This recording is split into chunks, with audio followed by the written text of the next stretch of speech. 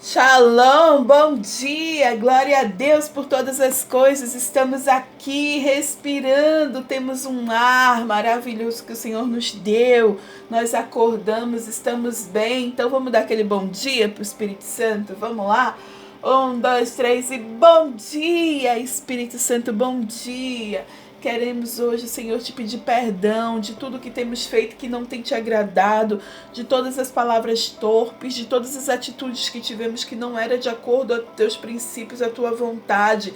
Liberta-nos, Senhor, do pecado, do juízo. Senhor, lava-nos, Senhor, com teu sangue. Vem nos ungir, Senhor, vem modificar nossas vidas, transformar nossas vidas.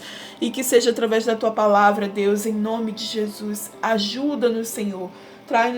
Nos traz revelação da tua palavra, nos enche de sabedoria, nos enche de ti, Santo Espírito, que possamos nos esvaziar de nós mesmas e sermos cheias de ti em nome de Jesus. Amém? Glória a Deus. Estamos aqui, Lucas capítulo 24, é o último livro, é o último capítulo deste livro. Estamos terminando o terceiro livro do Novo Testamento. A gente já passou por Mateus, por Marcos, agora por Lucas. Então, Lucas foi o terceiro que detalhou ali a biografia de Jesus, né? O que Jesus fez aqui na terra. Então, glória a Deus pela vida de Lucas, um dos 12, que podemos saber aqui com detalhes, com ricos detalhes, o que Jesus fez, né? Glória a Deus por estes apóstolos, por essa palavra que tem nos alcançado e que possa estar nos transformando dia após dia, em nome de Jesus. Bom, vamos começar? Já começa, a gente viu a crucificação, né? Em nome de Jesus, que você tenha a revelação da cruz. Peça isso todos os dias em oração. Senhor, revela-me a cruz. Traz-me revelação da cruz em nome de Jesus. E a gente começa aqui com Lucas capítulo 24, que começa assim. No primeiro dia da semana, de manhã bem cedo, no primeiro dia da semana, domingo, tá bom? O calendário judaico termina com o sábado, que é o dia de descanso, né? O Shabat. E agora vem o domingo, que é o primeiro dia da semana. Então, assim, o primeiro dia da semana, bem cedo, no domingo bem cedo, as mulheres levaram ao sepulcro as especiarias aromáticas que haviam preparado. Quem são elas, né? Maria, Madalena, são algumas mulheres que ali viviam seguindo Jesus, né? E elas queriam ungir o corpo de Jesus, queriam embalsamar, e ali levaram especiarias caras. Mas lembra que Maria, lá em Betânia, já tinha ungido, né? Jesus. Então não precisa mais não, viu, gatinha? Já tá tudo certo. Vamos seguir. E haviam preparado, encontraram removida a pedra do sepulcro. Mas quando entraram, não encontraram o corpo de Jesus. Elas ficaram perplexas, sem saber o que fazer. De repente, 2 homens, com roupas que brilhavam como a luz do sol, colocaram-se diante delas. E amedrontadas, as mulheres baixaram o rosto para o chão. E os homens lhe disseram: por que vocês estão procurando entre os mortos aquele que vive? Uau, olha só, eram 2 anjos.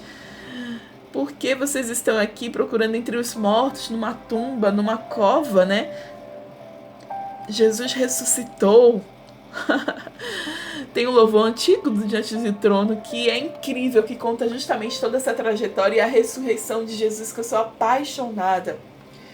Então chamou pelo seu nome. Eu esqueci, agora eu não lembro, tá muito feio. Mas é lindo. Depois eu vou colocar aqui o link pra você ir lá dar uma olhada.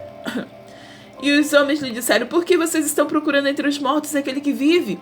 Ele não está aqui, ele ressuscitou. Lembre-se do que ele lhes disse quando ainda estava com vocês na Galileia.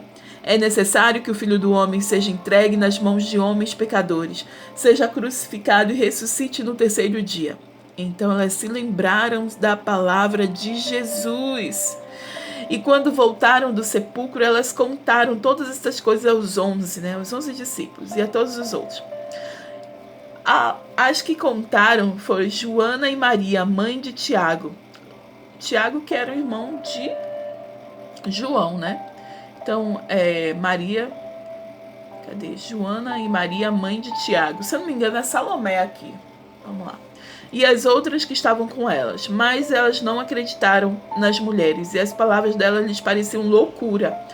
Pedro, todavia, levantou-se. Tinha que ser Pedrão, né? Esse que tem um temperamento sanguíneo, que é impulsivo, que vai lá. Pedro, todavia, levantou-se e correu ao sepulcro. Abaixando-se, viu as faixas de linho e mais nada. Afastou-se e voltou admirado com o que acontecera. Elas contaram, eles não acreditaram. Pedro e João foram até o sepulcro. João parou um pouco assim na frente do sepulcro e Pedro entrou e viu os lençóis de linhos. Então imagina assim, elas foram lá para embalsamar, né, o corpo de Jesus, só que ele já tinha ressuscitado e os anjos lhe avisaram. A primeira preocupação que elas estavam quando elas iam, primeiro foi as especiarias, ter as especiarias para embalsamar Jesus, para ungir Jesus. E o segundo foi como é que elas removeriam aquela pedra, porque era uma cova nova, era uma pedra muito grande e ali estava sendo vigiada por guardas, né? Como é que elas fariam isso? Mas elas tiveram uma surpresa muito grande, porque Jesus já não estava mais lá, né? Que coisa incrível, eu queria muito ter essa experiência, né? Versículo 13. Naquele mesmo dia, 2 deles estavam indo para um povoado chamado Emaús, a 11 quilômetros de Jerusalém.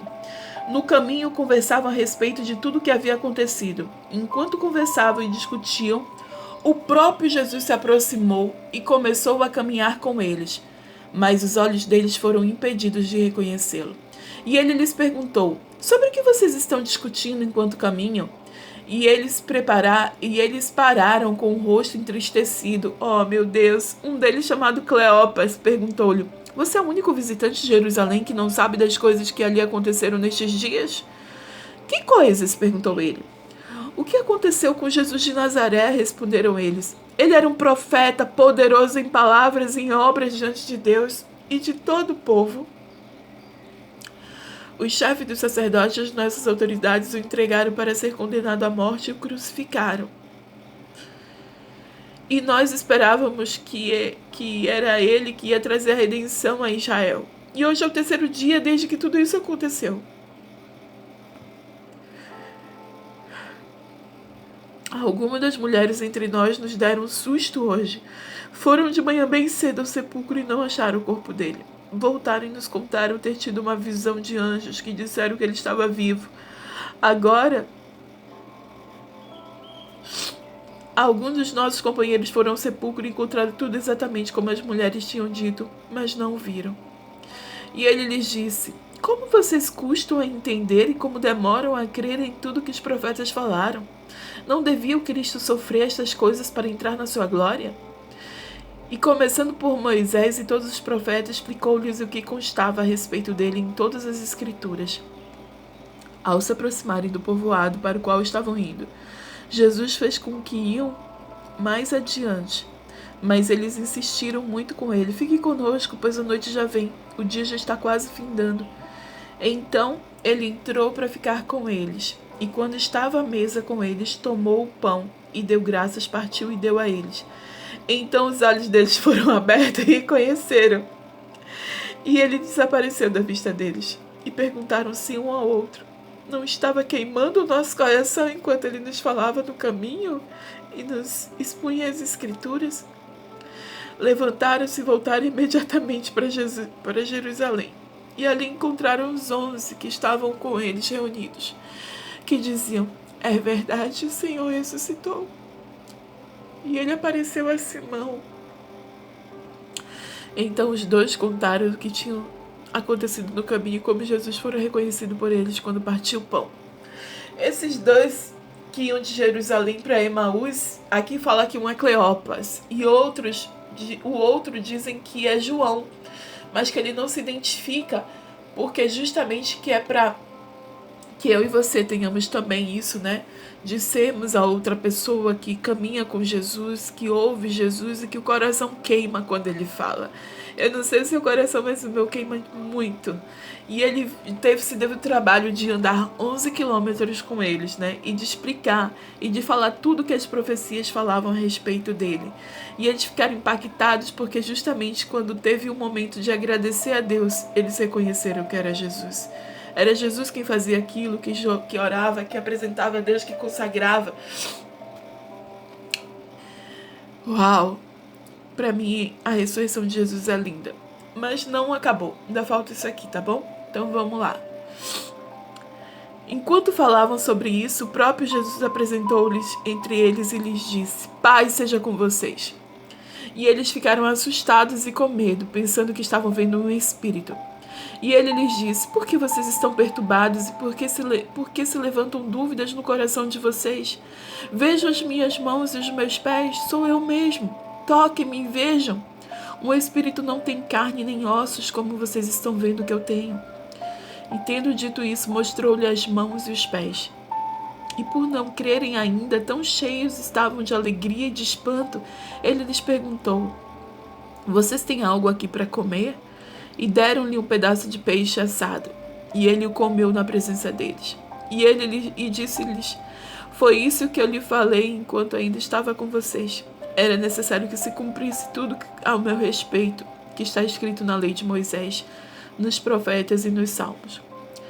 Então lhe abriu o entendimento para que pudessem compreender as Escrituras, e lhes disse: está escrito que o Cristo haveria de sofrer e ressuscitar dos mortos no terceiro dia, e que em seu nome seria pregado o arrependimento para perdão dos pecados a todas as nações, começando por Jerusalém. Vocês são testemunhas destas coisas, e eu lhes envio a promessa de meu Pai. Mas fiquem na cidade até serem revestidos do poder do alto. Uau! Tendo-os levado até a proximidade de Betânia, Jesus ergueu as mãos e os abençoou. Estando ainda a abençoá-los, ele os deixou e foi levado aos céus. Então eles os adoraram e voltaram para Jerusalém, com grande alegria, e permaneciam constantemente no templo louvando a Deus. Então a gente viu aqui nesse capítulo, né, a ressurreição de Jesus, quando ele estava no caminho de Emaús com 2 discípulos, Cleopas, e eu acho que o outro era João, o discípulo amado. E a gente também viu aqui quando Jesus aparece aos 11 discípulos, né? Então esses discípulos, eles estavam abatidos, eles estavam tristes com a morte de Jesus, com tudo que aconteceu, com a dureza que foi, com a crucificação que foi, e eles estavam meio que sem rumo, né? Sem saber muito o que fazer da vida deles a partir de agora. Eles estavam escondidos, inclusive, eles viviam nas casas trancadas, escondidos com medo, né, de que o governo viesse também pegar eles, porque pegaram Jesus e sabiam que eles andavam com Jesus.